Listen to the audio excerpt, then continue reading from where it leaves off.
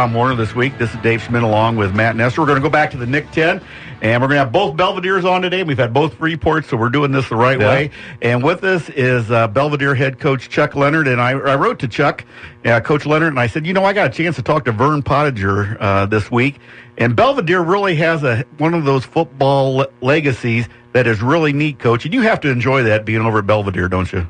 Absolutely. We've talked a lot to the kids about the tradition this summer and about they're not just playing football; they're part of something special. Mm-hmm. And this is the 106th team that we'll have here at Belvidere, and talked a lot about what's built that tradition and what it takes to be a part of it. Kind of the theme of the day as we've talked to coaches is teams losing big-time players. And you guys lost one, obviously, in Colton Bailing there, who did a great job at quarterback. But you've really been working, I know, as we've talked over the last years, of really trying to build that whole program. So how do you feel the state of the program is right now as you try to replace, that star player? Well, I think you hit it on the head. It's you're always going to have outstanding players that you lose. And Colton, no doubt, is one of the best quarterbacks to ever go through here. But it goes back to when I came in a couple of years ago and just trying to build that culture again and get back to Buck football. And, 2 years ago, we averaged 40 kids over the course of the summer in the weight room and on the field workouts.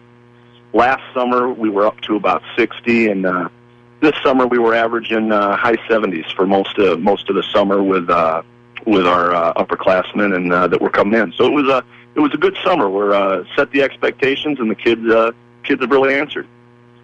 So what does that mean for numbers? Because I know that's always been a big challenge at Belvidere, especially since the split of schools.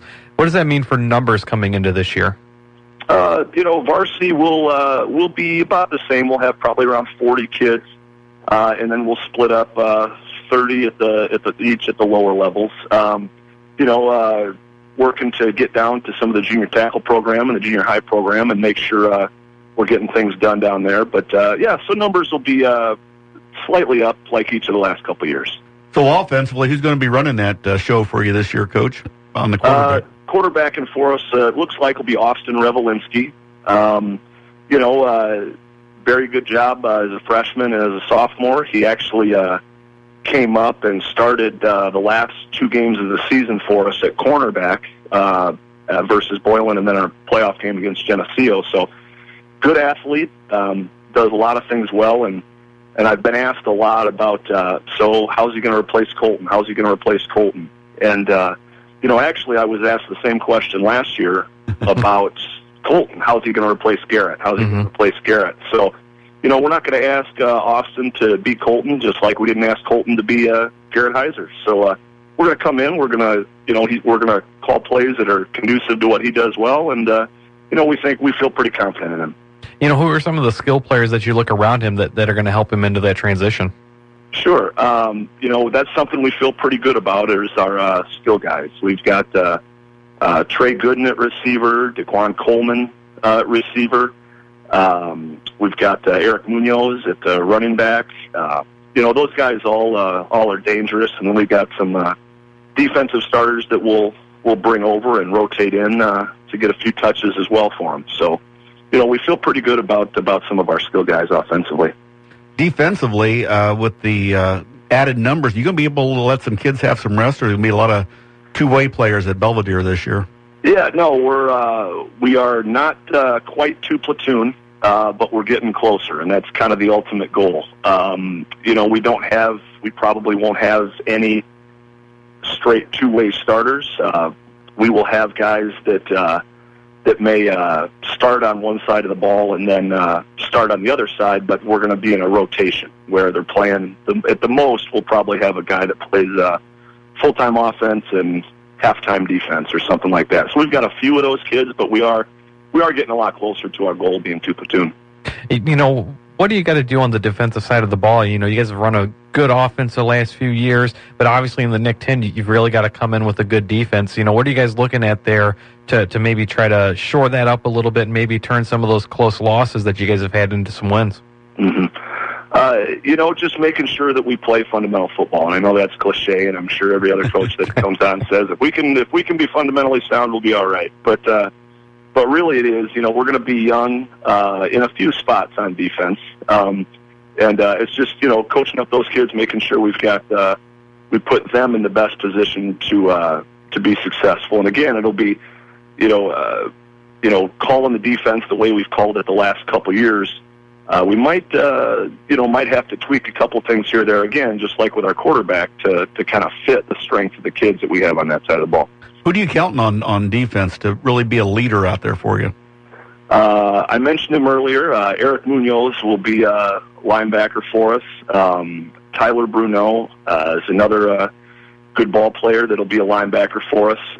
Andy Samboy, one of our outside linebackers. So we feel pretty good about our linebacking core. And then in our defensive backfield, we've got Brett White, who will move from corner to free safety, and Justin Robles, who's we felt pretty solid about last year at the corner spot as well. So we like some of those guys where we're at right now.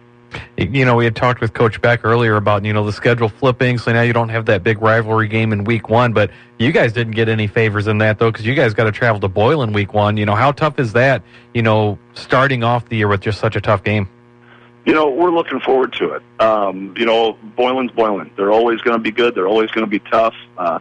Very, very similar to Belvidere with the tradition. And, I know Coach Cacciatore over there will have them ready to go. And, the coaching staff, we've looked at it this way this summer. We're going to have to play all the schools anyways, and let's get tested right away. Let's find out where we're at. So I'm sure, actually, I know Boylan doesn't rebuild, they kind of reload. So we're looking forward to that challenge of going over and seeing how we match up against them.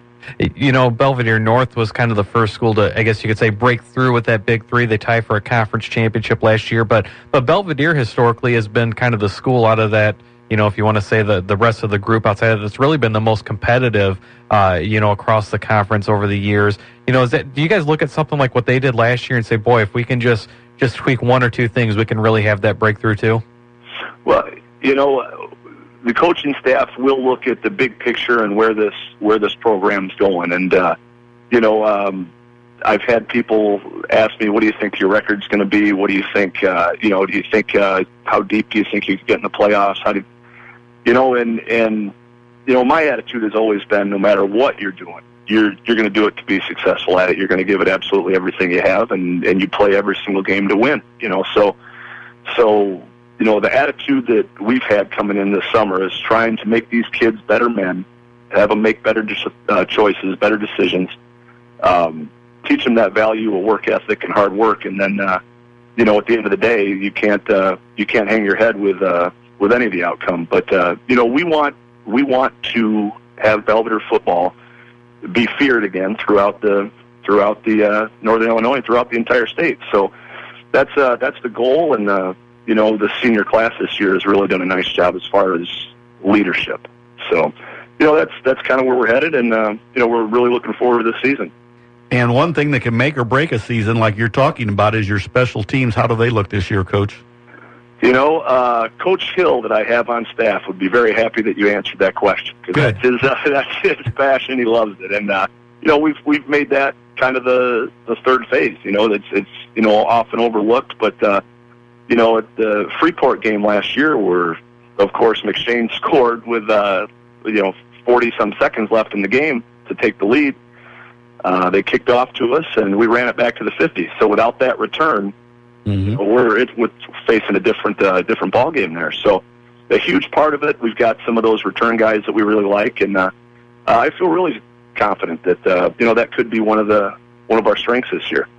Well, as I say, you look around the conference real quick. A lot of depth in the conference, a lot of strength. When you guys are fighting out for a playoff spot, how tough is that when there's really not, many games, if any, that you look at and say, well, that's one we can definitely come away with here. That's what's really great, in my opinion, about this conference. You look at it from top to bottom, and there's really not a week, for us that we can sit there and look at the schedule and say, okay, this is a get healthy week, or this is a get right week. Any team at any point is going to give you a ball game. So I think it's great as I stand here and look at our schedule that we have up on the wall in the coach's office. There's 4 or 5 teams that maybe 6 that could compete right up at the top of the conference. You can play with anybody. So it's a good conference, and it certainly doesn't give you a week off. That's for sure. Well, Coach, thanks for taking time out today. Get ready for Monday now, and we appreciate you. And the Belvidere Bucs, I had done a lot of history looking after Vern Pottinger and that stuff, and you were at a really fine program.